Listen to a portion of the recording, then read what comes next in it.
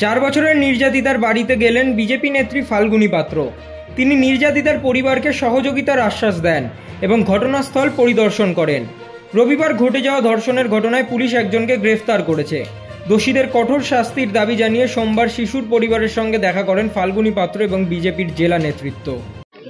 দেখুন, একটা 4 বছরের বাচ্চা, এই পলাশী হাজরাপোতায় যে ঘটনা ঘটে গেছে, এতটাই নক্কারজনক ঘটনা।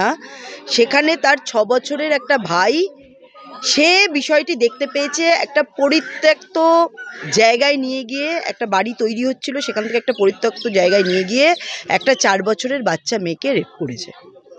এবং আপনি ভাবুন যে পুলিশ এই ঘটনা ঘটার পরে 1:30টায় ঘটনা ঘটেছে, আর পুলিশ এসছে রাত 9টার সময়, এবং তাও যখন এই গ্রামবাসীরা যখন অবরোধ করেছে তারপরে।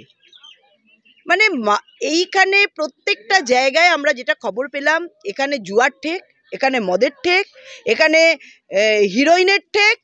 পুলিশ কি করে? পুলিশ এগুলো জানে না।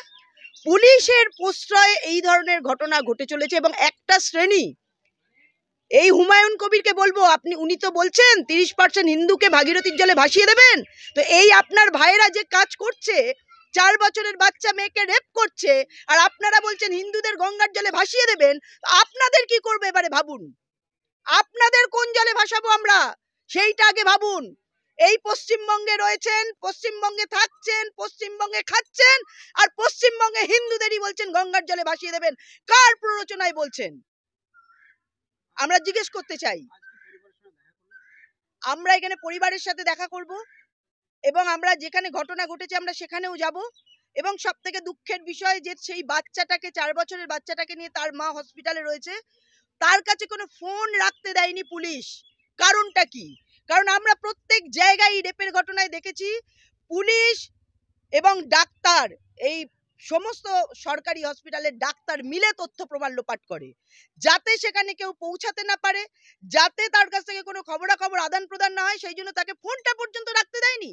একটা 4 বছরের বাচ্চা মেয়ে রেপ করেছে, তারপরে তার মা সেই বাচ্চাটির সাথে হসপিটালে রয়েছে, তার সেই মাকে ফোন রাখতে দেয়নি। কি কারণে রাখতে দেয়নি? কোন তথ্য লোকাবার জন্য রাখতে দেয়নি?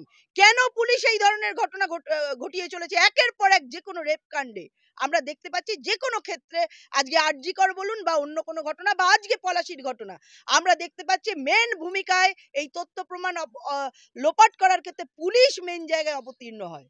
আজকে 1:30টায় ঘটনা ঘটেছে দুপুরবেলা, আর পুলিশ রাত 9টায় আসছে, তাও গ্রামবাসীরা যখন অবরোধ করছে তাদেরকে থামাতে, তারপরে এসছে পুলিশ। পুলিশ ঘুমায়? পুলিশ আপনার আমার ট্যাক্সের টাকায় পুলিশ মাইনে পায়।